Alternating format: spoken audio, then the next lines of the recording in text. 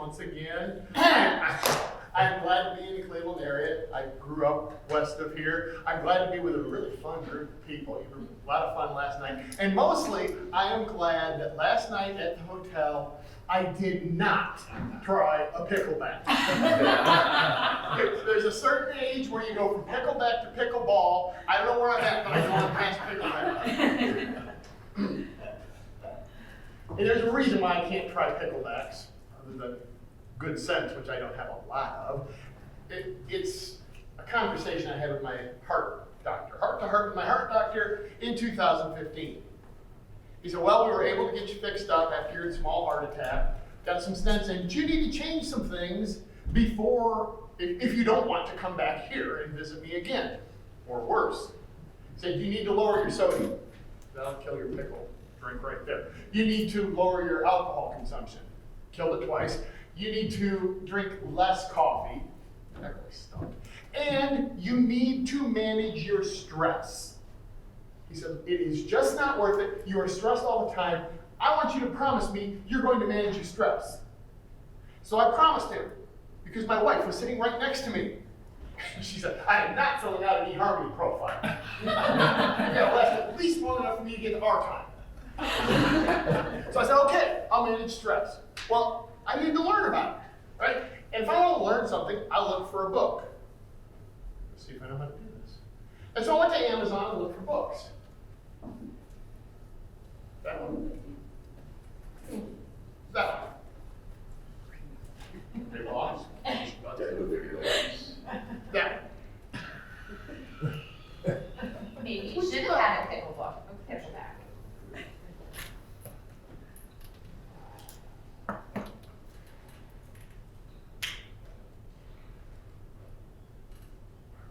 That too? There we go.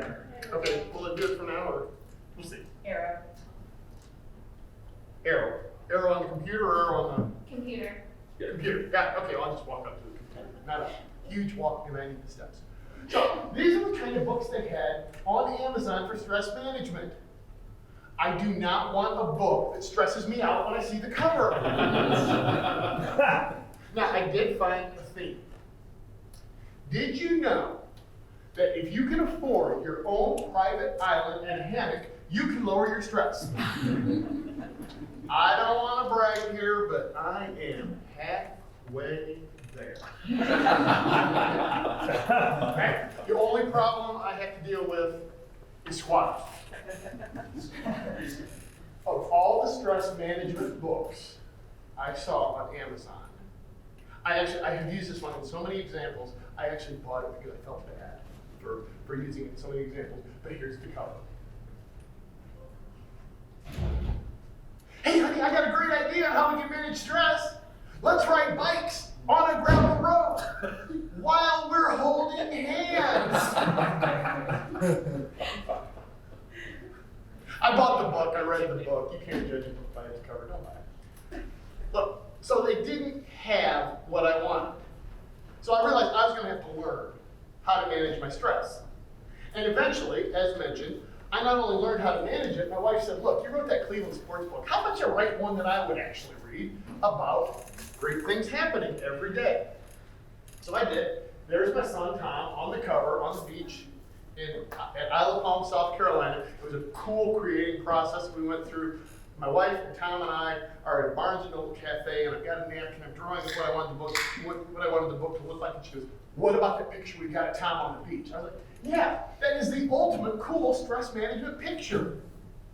So we wrote it, and we published it. And it became a best sort of seller. What do I mean by that? Well, first 5 days, the Kindle book was free. Thousands of copies were sold, earning me zeros of dollars. Is that a bestseller? Well, it was number 1 on Kindle's stress management list. Free books. Did I get anything for it? No, so it's a best sort of seller. And it's an international best sort of seller because a friend of mine from New Zealand bought a copy. When it was free. When it was free. Now, this is not a stress management seminar. But what I've learned is a lot of times, the things that cause you stress are caused from the inside. I call them the chickens, right? Chickens that, oh, I'm not good enough. Oh, will my book sell when it comes off free? Oh, will I ever make $1 on this book, etc. Those kind of chickens keep you from hitting your goals. They keep you from getting the life that you want and deserve. So if you manage your stress, that's part of it. Can we all agree that managing stress is one of the things you need to do to hit your goals? So we're going to talk about that. And I'm glad you nodded your heads, because I have 5 books to give away when we answer certain questions, and I don't have a goal book yet, so it'll have to be one of these. By the way, if you don't get one of these, the Kindle book is free today, so you can get it back up on that best store seller list. If you go to philbarthbooks.com, this book is free, and so is Hard to Believe Land. 2016 Cleveland Cavaliers won the NBA championship, right? The 2016 Cleveland Indians won the American League championship. The 2016 Cleveland Browns won a game. Seriously, they won a game, Star Wars movies came out, another Star Wars movie came out, and then the Browns won another game. That is an all-time NFL record. I'm just glad they are where they are now. We had that conversation last night.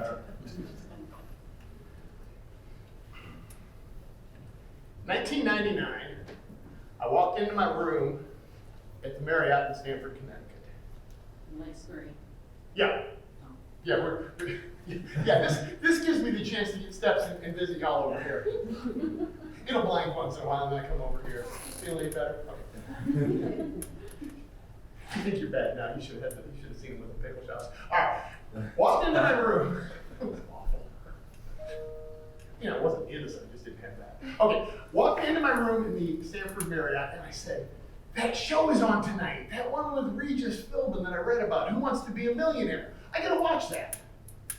So I turned it on a little while later and I'm watching this show and I said, you know, I could do that. This isn't Jeopardy. You got a multiple choice test. This isn't pick it out of thin air. And you don't have to phrase your answers in the form of a question. I could do that. And that's where I was leaving it. I could do that. And then at the end of the show, they put on the screen, would you like to be a contestant on Who Wants to Be a Millionaire? Yeah! Just dial this number. I dialed. It was a test. I failed. That's all right. Every night I could dial in and test, and every night I did it. 200,000 people were doing it. The odds were 10 would win each night and get on the show. That's 1 in 20,000 odds, and I could have cared less. See, there's a fine line between passion and obsession.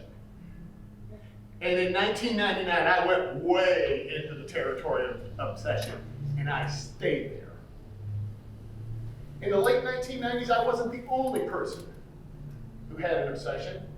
There's a guy by the name of Derek Sivers. Derek had a band in 1997, and he was touring around his city, and somewhere around Seattle, I believe, and he wanted to sell CDs to people who were at his shows. So he went to record labels, they were like, get out of here, we don't do that. He had an obsession. So he formed a company, CD Baby. Got his band's CDs on it, and then he opened it to other bands. When CDs were no longer a thing, the company pivoted, and they became the people, one of the groups, that will take your music and put it on the streaming services. So you can get it on Apple Music and Spotify and so on.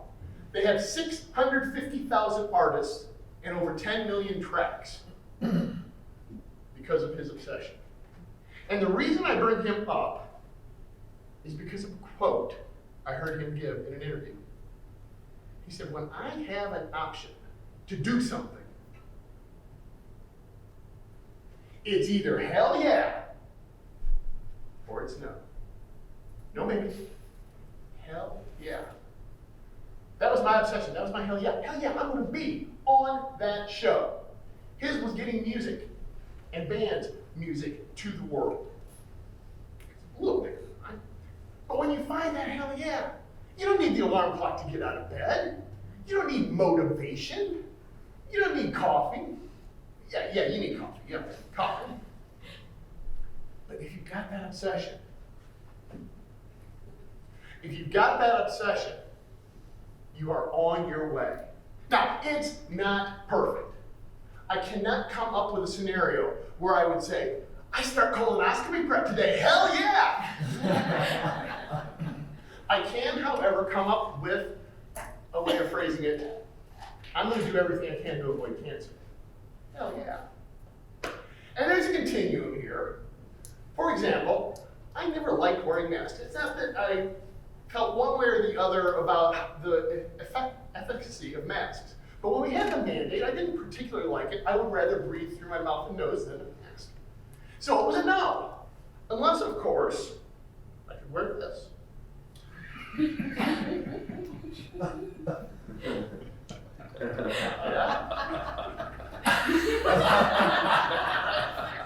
I wore this in church one day. There was a little 1.5-year-old just learned how to talk. Doggy, doggy, doggy. I'm like, shh. His mom said, no, this is the best he's ever ever.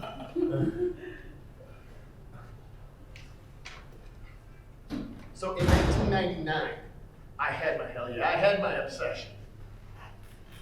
That was half of what I needed to do. The other half was this. I told everybody. I told my wife, my mom, my dad, my kids, the kids' friends, my coworkers. I told everybody. Come up to somebody on the street. Hey, Phil, I'm glad to meet you. I'm gonna be on Who Wants to Be a Millionaire. I am. Right? Any ideas why I did that? Any ideas? Yes. You don't accomplish other people know. Bingo. Absolutely. That was a good one. You got the number one answer. Number one answer. Yeah, exactly. Okay, 3 things came out of that. Number one, if I tell a friend, I'm going to be on Who Wants to Be a Millionaire, they go, don't you know the odds? What makes you so special? 1 in 20,000 make it. Forget it. Okay, then I know they are a real friend. Number 2, it turned out that by telling all those people, I got some help along the way. But the biggest one was what you just said. I knew that at some point, things were going to get tough on this quest. And the pain of continuing was going to be less than the pain of giving up, unless I changed things. And by telling everybody, I would then have to continue, or else have people come up to me. How'd that quest go? I quit. I gave up. Or, I could lie. Well, they don't like nerds who wear glasses. They don't like people who grew up around Cleveland. Whatever. I didn't want to have to go through that. So it kept me going. And it's a good thing I did that. Because after all of the phone auditions had failed, they started auditioning people live. And you had to call in and get a spot. So I called in and got a spot in Chicago. And I flew to Chicago, stayed at a hotel near the airport, took the L train downtown, auditioned, took the L train back to the hotel after midnight. That is an adventure if you've ever done it. Came home, waited by the mailbox for that card, the card that says you are a contestant, you're going to be in the pool. The card never came. It's okay, a couple weeks later, I got a spot in an audition in Indianapolis. By the way, they give away about 250 slots. You call on the phone, you hit redial, and hope you get in. I was hitting redial, and my phone rang, and it was a friend. She said, don't worry, I got you a spot in Indianapolis. Yes, that's why you tell everybody. So I drove to Indianapolis, drove downtown, auditioned for it, drove back home, stopped at Taco Bell to fuel the ride home, got a Jumbo Grande burrito and a 32-ounce Mountain Dew, got home at 2 in the morning, threw up the Taco Bell at 2:30 in the morning, and waited by the mailbox for the card that never came. A few months later, they said, we're doing an open audition in Cleveland, Ohio. Yes. Said, all you have to do is be one of the first 250 people in line. So I reserved a hotel room, and at 5 o'clock the night before, I looked at my wife and I said, why am I doing this? This is ridiculous. We've got 3 little kids. I'm gonna leave these little kids here with you. They're all fighting and yelling, and what am I gonna do? I'm gonna go up there, I'm gonna get in line at 3 in the morning, stand in line for what? And she said, for your dream. You have wanted this for years. Suck it up, big boy. Get in the car and go. I've got the kids. You've been studying how to pass this audition, now go do it. So I went to Cleveland, and here's how Who Wants to Be a Millionaire audition works. They give you a test, and the test is questions that they had on the show before. If you've been watching, it's a multiple choice test, and you got all the answers. I passed the test.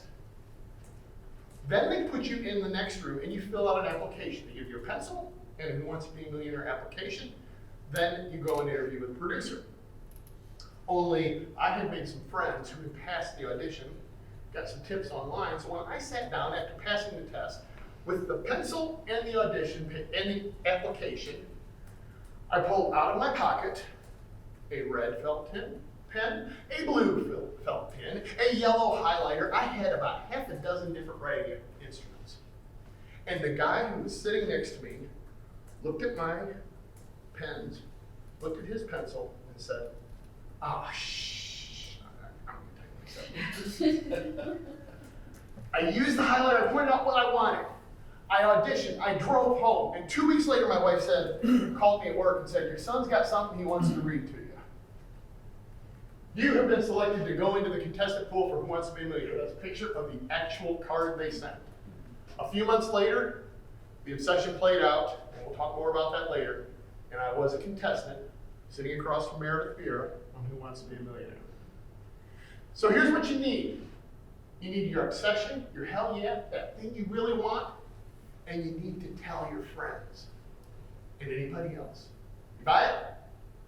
Good, let's take 2 minutes. Pair up and tell the person next to you if you've got a good hell yeah obsession. Tell one person. Just 2 minutes, we're gonna do 1 minute, tell your neighbor, and then 1 minute, they'll tell you back. You three, well, you got one behind you. So just for a minute, we're gonna tell them, and then when we come back, if you wanna share it, we got more books. Anybody have one to share? You can leave it with just the two of you, but anybody's got one that, I heard things like that. Yes? I would like to, and that's the part of yours, I'd like to retire early, at a younger age, not, 60, 70, whatever, and travel. I want to go on. Hell yeah. Awesome. Hell yeah. Here, you got a book full of papers. You might want to read it between now and then. That's great. Now, you shared it with one person, so you got somebody, an accountability partner. If you want to share it with more, I highly recommend it. So one of my obsessions in life, if you want to call it that, is I like to find what's silly in life and take a couple pictures of it. So in between each of our points, we're going to have a couple pictures. For example, grocery store recently had candy dry on sale. It's regularly $1 for 2 liters, but this week only 5 for 5. Here's one of my favorites from Kohl's. You know, they always had the clearance prices, 60% off, 70% off, 80% off, and then there was this one. 0% off on their clearance price. Last one, my favorite from Kohl's. Party like it's 1776. You know, when Abraham Lincoln was negative 31 years old.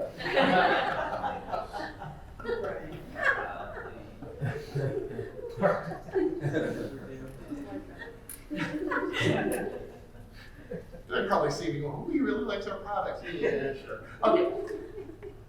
You've got your obsession, and along the way, for my millionaire obsession for the book, there were certain goals I had to hit. Now, have we all heard of SMART goals? Right? SMART goals, because that stands for specific, measurable, achievable, relevant, time-based goals. Let me repeat that. It stands for simple, motivating, agreed to, results-based, timely goals. One more time, just to make sure we've got it. Sensible, motivating, attainable, realistic, time/cost limited goals. One website, I could have had 864 slides telling you the different meanings for SMART goals. Now, I am not opposed to SMART goals. I like the time-based part. I am not a real fan of saying realistic, because you've already limited yourself. And also, I can set a goal. You know, Shaquille O'Neal can set a goal. He wants to be a jockey, right? Is that specific? Yeah, he wants to win the Kentucky Derby. Is it measurable? He either did or he did not. Is it achievable? I don't think so. Is it realistic? The horse would say nay. If you didn't like that joke, skip the dad jokes part of the book. I'm sorry, it is what it is. It's a time-based, yeah. So I like having a time-based goal. I really do. I like saying it will be this by here. But I don't like saying be realistic.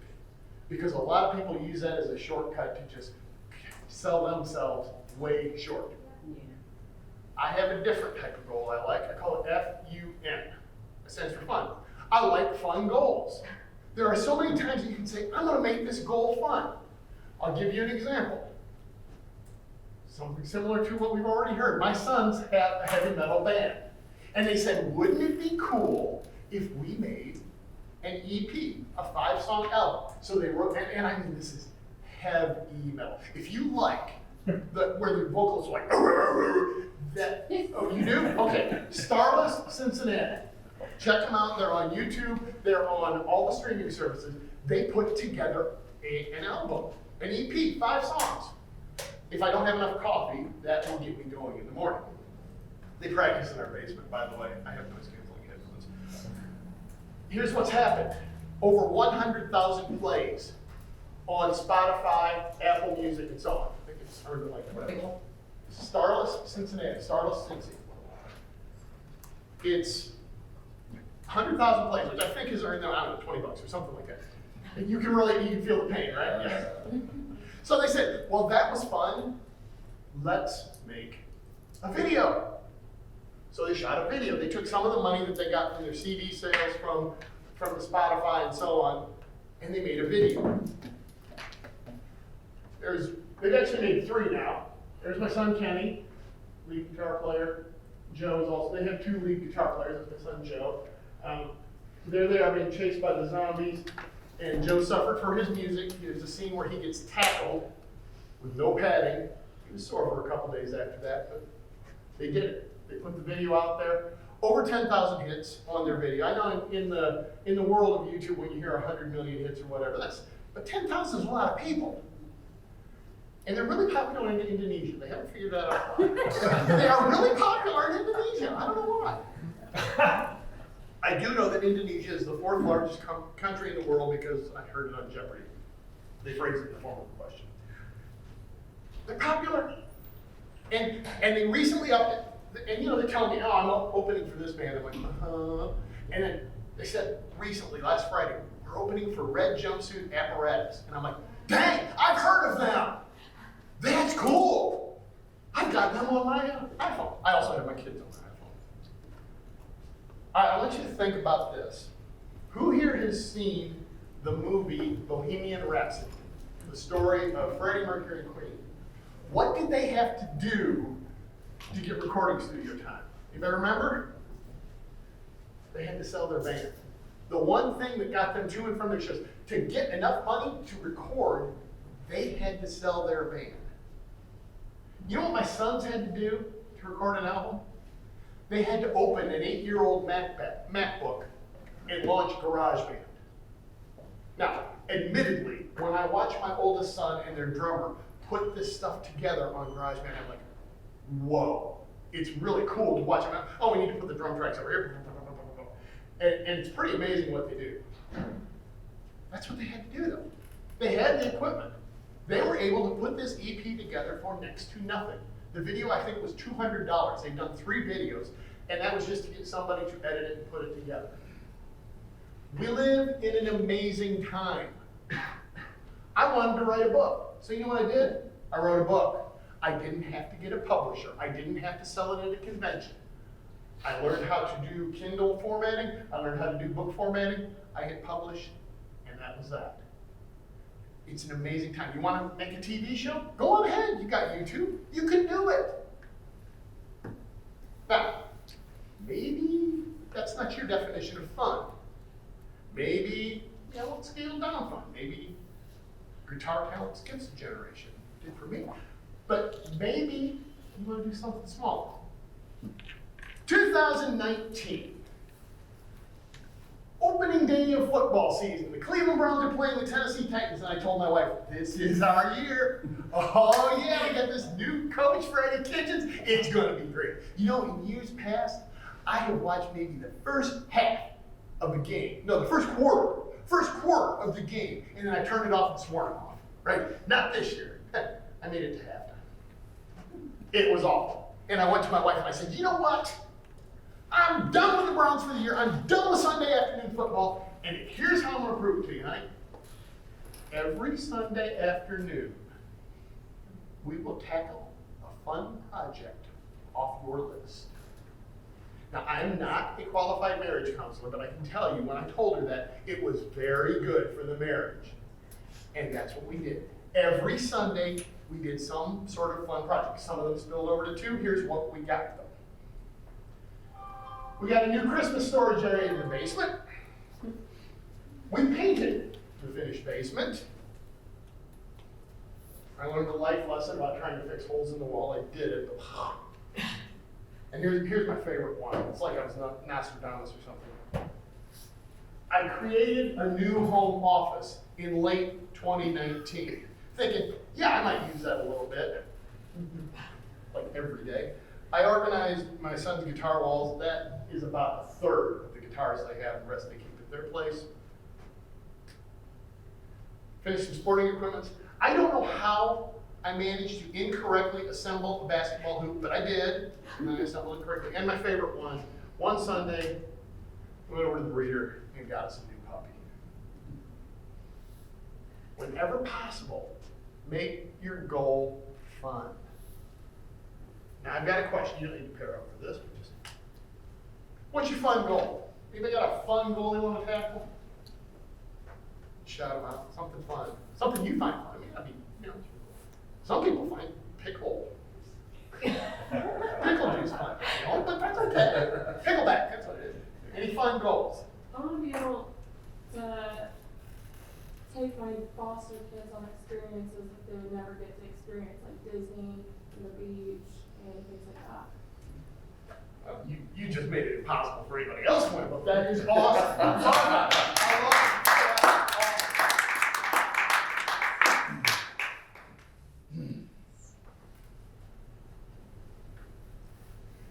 That's incredible. All right, so look for the fun in your goals. Life is too short to always have boring goals. Find the fun. One last concept around goals. I'm a firm believer in this one because I violated it until I finally drove myself crazy. Let's just say, for the sake of argument, we're going to leave today and go to Chicago. Don't sit there, and I'm the one who would do it, and plan, okay, when we get to Lorraine, I'm going to do this, I'm going to get gas over here, I'm going to go, at Toledo, we're going to have to stop at this restaurant, which means we'll have to do this, and then we're going to go here, and then we're going to go here, and I'm going to have to plan it out, and replan it out, and replan it out, and never get to Chicago. If you want to go to Chicago, get in the car and go west. If the sun is setting, follow the sun. If you get to a sign that says, welcome to Lorraine, Ohio, you're on the right track. If you get to a sign that says, welcome to Pittsburgh, turn around.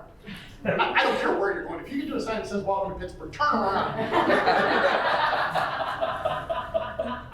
Go west.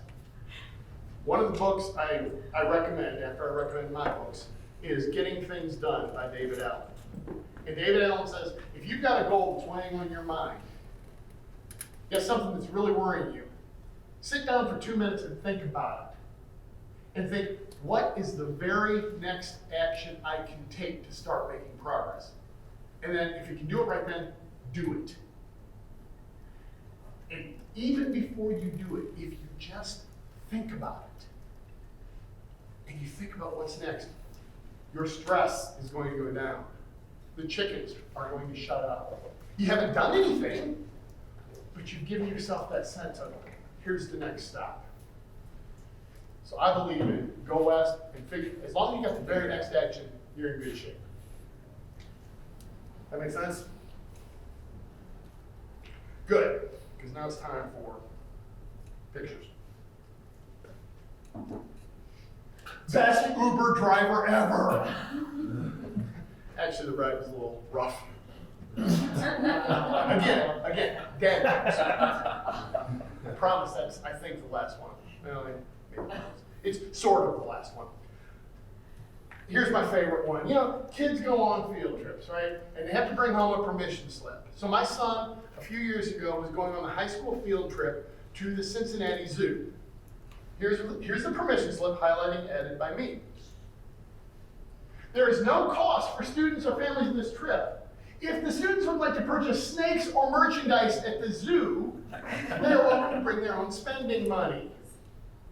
Now, I'm pretty sure they meant to say snakes, but at the same time, we didn't send him any money. Snakes or merchandise. That's right, that's the problem with spell check. Have you ever typed the wrong word? Spell check like, yeah, snakes, that's a word. You need that little pop-up guy from my phone. Are you really telling them that their kids are gonna buy snakes? I put that on Facebook too, but I didn't tag the principal. All right, so now we're gonna start talking about how we tame the chickens inside of us, right? Some of the stress things that we do, because if you have those voices inside you saying you're not good enough, you can't do it, what if this happens, what if that happens? You need to kind of find ways to shut them down. That was a long time ago. 2015, a study from Harvard University came out. They took people and they put the group into two separate groups. One group started their day with 3 minutes. 3 minutes of bad news. Regular news, probably. Right? There's always something wrong, and that's always what's selling on the news. 3 minutes of bad news. The other group started their day with 3 minutes, that's all, of solution-focused news. The results blew them away. At the end of the day, 6 to 8 hours later, they interviewed people and said, how was your day? And the people in the 3 minutes of bad news group had a 27% greater likelihood of reporting their day as unhappy 6 to 8 hours later. 3 minutes, first thing of the day. You've got to start it off positive. Now, brings me to a question, because I always like to do this, and since it's recorded, I might learn from you. How do you start your day? Tips on starting your day, yes? I go read in spare time and I exercise. Excellent. So to me, for me, it's really important to start reading on that. Love it. Yes? I used to read a news app in the morning, sometimes even before I sat up. And in the middle of COVID, I started doing yoga. And again, it's just like 20 to 25 minutes. And I don't read the news app until I sit down 45 minutes later with, my cup of tea and my breakfast. Because I feel like I can absorb the bad news then. But just not reading that news app as the first thing in the morning is amazing. I'm going to give you this because you set me up for my next line. Yoga in COVID. That's one of the things I like to do. I don't do it necessarily at the start of the day, but I learned YouTube, there's that Yoga with Adrienne channel. I'm watching it all the time. Obsessed. That's I know, my right? obsession. She's awesome, right? She's awesome. Over Incredible. Incredible. So, one day I'm doing yoga, and Amazon does a delivery. And of course, what am I doing when they're doing the delivery? The downward facing dog. So, hello, Amazon. But, I am fairly certain that Amazon's seen a lot worse on their delivery routes than me doing yoga. Love to start yoga. Other ways? Yes? Well, I think both of us, we try to wake up and just either just think about to ourselves or just say what we're grateful for. Love it. Absolutely. Fantastic. Here's a little formula I came up with for starting my day. A plus B plus C plus D. A is some affirmations. Now, Stuart Smalley on Saturday Night Live kind of shot this down, but it's not Stuart Smalley affirmations. But I do have some that I like to go through. I am going to serve my audience. I am going to make people laugh. I am going to have a great day today. I am going to bring my best and then some. Affirmations, right? Just a little bit of that. B, a book. You can read the Bible, you can read Zig Ziglar, something that lifts you up, something that teaches you or reaches out to you. If I don't read something first thing in the morning, the odds are really good I'm not going to get to it the rest of the day. So I read some sort of book, something inspirational, something I learned. There's a quote that says, you're going to be the same person you are right now next year, plus or minus what you've read and learned. Probably explore the quote, but that's pretty close, right? You gotta learn, and you gotta learn every day. And if I don't do it first thing, I'm probably not gonna do it. It also puts me in a good frame of mind. C, coffee. And D, dogs. See, I have gratitude coaches that help me start the day off right. That is our 75-pound boy, Jesse, and he loves the cat. You know, dogs are awesome, right? First thing in the morning, they're up there, oh, I love you, you're so wonderful, feed me. And they just have nothing but love for you, right? And it also can be in the evening. There's the little puppy, she's a little bigger now, that's me, you sleep on my arm at the end of the day. And then occasionally, I have those days when I have about 130 pounds of dog on my lap. It's a wonderful, positive start to the day. It's part of, and that's why they're part of my morning routine. So here is the equation I've kind of come up with. A plus B plus C plus D equals G. And the G is gratitude. We already touched on that. And I'm a big proponent of a gratitude practice in the morning. And I don't rush through it. You know, I say, oh, I'm grateful for my house, grateful for my wife, grateful for my kids. No. This is actually Tony Robbins has this practice. 3 minutes of gratitude. 3 things. I like doing a person, a place, or a thing. A person, a place, and a thing.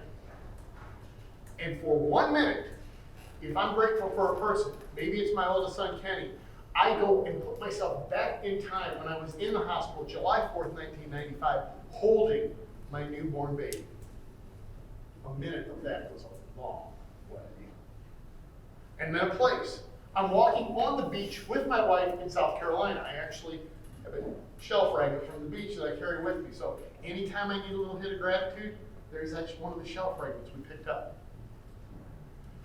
Thing can be a cup of coffee. But 3 things, 1 minute each, and you really experience them.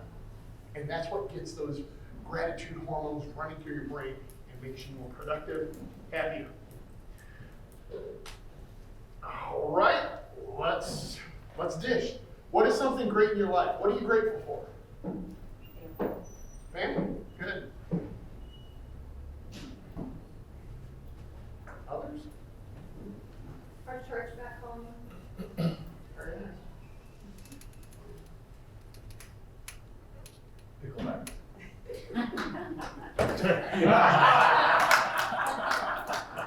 That's close. Not because I agree with you, but you said it and you walked the walk, walked the talk last night. Special word. Yeah. It's a special word. I love it. All right. You know what I like in our life is we take vacations as a family, extended family. We go to Charleston, South Carolina area. We rent a house style home. And in the Charleston area, they have a minor league baseball team, the River Dogs. I actually get to meet Bill Murray. He's one of the co-owners. Pretty cool. They have a concession stand. And at the concession stand, they will let you know that dollar beer costs $1. If you are at the point where you need a concession stand sign to tell you how much the dollar beer is, you probably have had enough. Now, speaking of baseball, I couldn't come up with any other place to fit this, but clickbait. You know, y'all know what clickbait is. Oh, hey, the 20 things that are ruining your health. You'll never believe what number 1 is, and you click 60 times to find out it was a banana or whatever. So I try to avoid it. That said, there was this one time, and it said, can you identify these 50 famous baseball players just based on their picture? Oh. I love trivia. I love baseball. I thought, well, this could be challenging. Not really. I'm guessing that this famous baseball legend just might be Babe Ruth. And you got a multiple choice just in case you didn't know. No. The next thing you need to do, if you really want to hit the goals, if you really want to have the life that you deserve, is you need to push outside of your comfort zone. Now, not too far from here, and I'm sure a lot of you have probably been there, is an amusement park called Cedar Point. Cedar Point has, 15, 16 roller coasters. And this story goes back a few years. When my sons were young, and our family went to Cedar Point. And the sons wanted to go on a roller coaster one of them wanted to go with me. And at this point, I'm in my mid-40s, and roller coasters aren't really on the top of my to-do list. And they wanted to go on one called the Top Thrill Dragster. Now, the Top Thrill Dragster shoots you out the gate at 120 miles an hour. You go straight up in the air 420 feet, you come straight down 420 feet, and you're back in the landing area in 25 seconds. Out at 120, up 420, down 420, and back in 25 seconds. Do you have any idea what that does to a 45-year-old body? Because I don't. I negotiated down from that one. There ain't no way. So I finally talked him down to the Magnum XL 200. It's only 240 feet high. And as I'm standing in line questioning, why did I do this? I thought, all I have to do is mind over matter. If I was 20 again, I would love this. So I just started telling myself, I'm 20 years old. We got in that cart and took off, and they started pulling you up this chain. And I looked down, about 50 feet off the ground. And the Magnum is designed so that when you look down, all you see is the ground. And I'm 50 feet up in the air, and I said, I guess I just turned 30. Because there's another 50 feet up in the air, crud, I'm 40. Every 50 feet, I need another 10 years. If the thing had been much higher, I would have died of old age. And of course, we're in the front seat. Now, you know how roller coasters work, right? When you're in the front seat, you go over, and there's still more weight on the back, so what seems like an eternity, you are looking straight down. And I'm questioning every bad decision I've made in my life, and it seems like I've got enough time to do that. There's plenty of bad decisions, but eventually, the rest of the roller coaster comes over, and we take off, and I'm like, oh, shh! I still not gonna say that word, especially not in front of my son, right? But inside, I'm just going crazy. You idiot! You're in your 40s! What were you thinking? Oh, what? Fortunately, we got to the end of the ride. And I'm sitting there, catching my breath. I'm a fool. And my son looks at me and goes, Dad, that was cool. And you're pretty cool. I'm like, I'm cool? No way. A teenager said, I'm cool? My teenager? That was awesome. Do it easy. Huh? Do it again. I did. The next year, I did not. The Top Thrill Dragster was off the, but the next year we did the Millennium Force, 330 feet. It's got the advantage of it pulls you up really quickly. I mean, that's an advantage in that you don't have a lot of time to question why am I on this ride. And it goes 90 miles an hour, and it's smooth, and I had Dramamine, so I made it. The disadvantage, I'm going to warn you if you go to Cedar Point on the Millennium Force, is that when you get to the stopping point, there's a lot of wind coming off the lake in Sandusky, Ohio, and you are directly downwind from a Panda Express. Oh yeah. I didn't actually get sick 2 minutes in. I'll tell you what, when that Panda Express smell hit me, it's like, I am not going to eat for the rest of the day. I don't know who designed it that way, but yeah. And that was the end of it.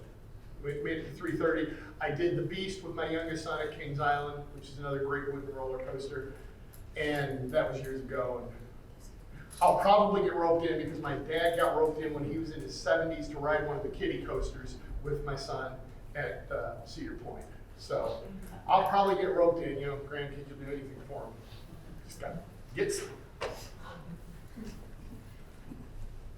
Where can you step out of your comfort zone? And it doesn't have to be a physical step. You don't have to jump out of a perfectly good airplane with a parachute in the back if you don't want to. It can be, yes? I'm doing it tomorrow. What are you doing? I'm being interviewed for on a TV show. What show? It's a Christian online Friday night live show.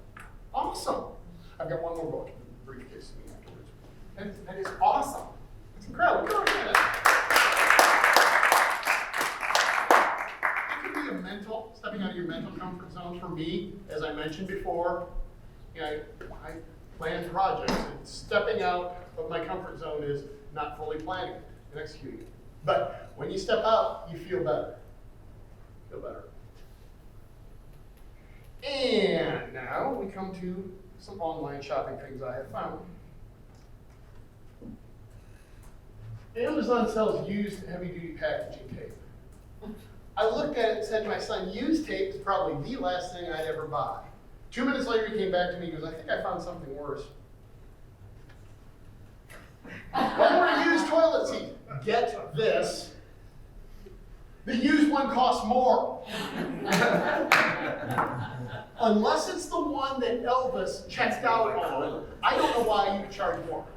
But by the way, I used that line in a conference in Memphis a couple years ago. Too soon. Found that out the hard way.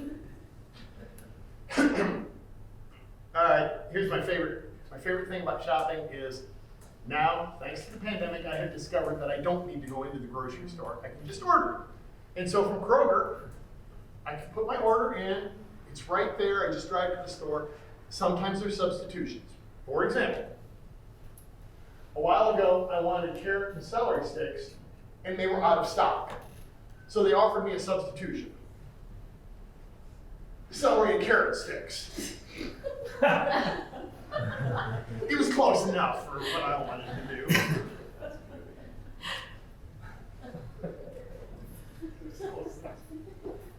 There's one last thing I want you all to do.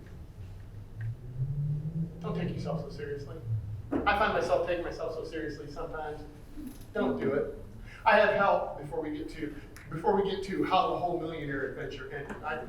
I will tell you that I have help not taking me seriously. For example, on Facebook, I put up, hey, to my followers or friends, complete the joke.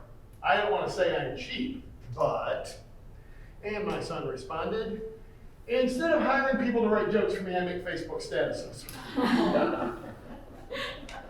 Yeah. I hate when he gets more likes than I do. Here's the biggest lesson I learned in not taking myself too seriously. 1981, I was on our high school quiz team. Now what that meant was, we had 4 of us, and we would go to the WTVG, Channel 13 in Toledo, Ohio. 2 teams would compete. And it was general knowledge, all kinds of questions. And if you won, you got to come back. If you lost, you were done. So we won our first round. And on the way back, the advisor was saying, you know what, Barth? Somebody on this team needs to learn Greek mythology, and it ought to be you. I mean, we've got all kinds of things covered, sports, science, math. Nobody knows Greek mythology. You need to learn Greek mythology. There are many things you can get an 18-year-old senior to do, but Greek mythology was not one of them. Second round, we won. Barth, you need to do Greek mythology. Third round, we won. Into the semifinals, and all I'm hearing from him every time the quiz team meets is, you need to learn Greek mythology. I'm like, why? Fourth round, we lost in the semifinals. And I missed this question on sports. So I didn't need to learn Greek mythology. Fast forward 20 years. I'm sitting in the hot seat on Who Wants to Be a Millionaire. Y'all know how this is going to end, right? I'm sitting on the hot seat in Who Wants to Be a Millionaire. I have won $32,000, and I have 2 lifelines left. Here we go. So for $64,000, 2 lifelines left, 5 away from $1 million. The word mentor comes from the name of Mentor, a trusted advisor to what hero of Greek mythology? Oedipus, Hercules, Odysseus, Achilles. You know the word the guy said when he was looking at my paper? That was the word that was going through my mind 100 times. And actually, you have 5 people that could be your phone a friend, and one of them was my high school quiz team advisor, and I knew he didn't know Greek mythology, and I'm like, there is no way I'm calling him. No way. I had to call him that night, And he said, well, and I told him about the question. He said, good thing you didn't call me. I would have laughed at you for 30 seconds straight. All right, so let's just survey the audience. I've already given away all the books, and I know Jenny Lee knows this, and I wish you were my friend 20 years ago, Jenny Lee. Doggone it. Anybody now?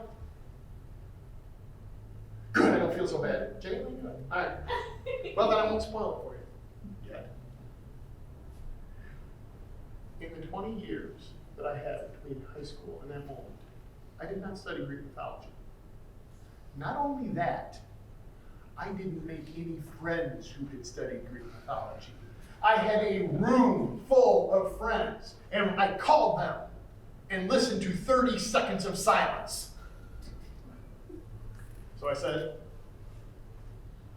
You wanna go for it? I think we go for a 50-50. All right, computer, please randomly take away 2 wrong answers, leaving 1 wrong answer and the right one. Now, in that moment, I had a flash of brilliance. I said, I do know 2 things about Greek mythology. I know that Achilles had a heel, so he probably didn't have a mentor. And I know that Oedipus had a mommy. And if he'd had a mentor, the mentor would have said, knock that off! So I said to myself, as long as I get the right answer, in either Achilles or Oedipus, I got a real good shot at $64,000. And so I got my 50-50.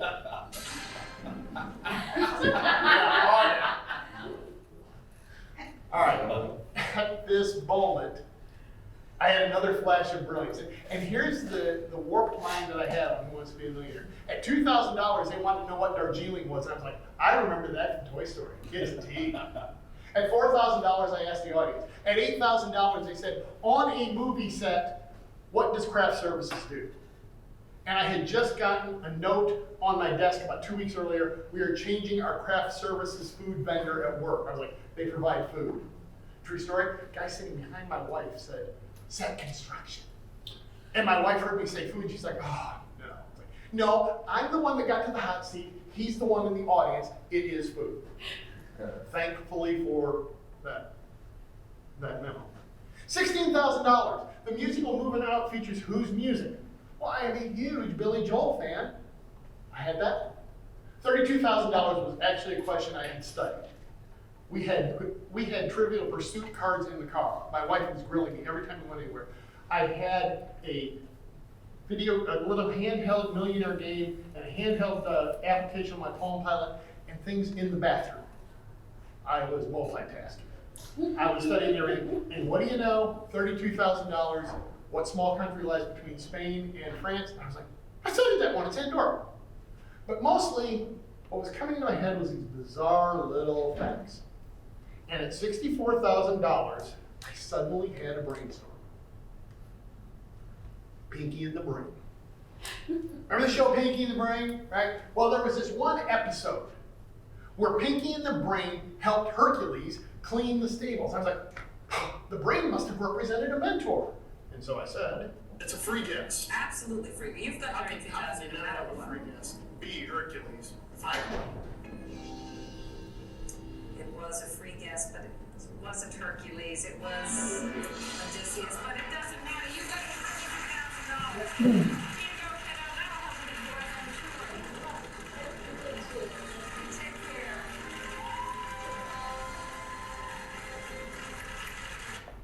Obsessions pay. Now, I could have been all upset with myself, and I was. I was backstage going, you fool, why did you ever study Greek mythology? My wife came back and she was, holy cow, we just got $32,000. You know what we did? And we're building a new house. That put some extra stuff in that new house. That was, yeah.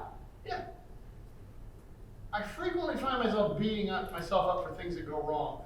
But what was that Tony Robbins quote? Look for the things that are going right. Celebrate the things that are going right.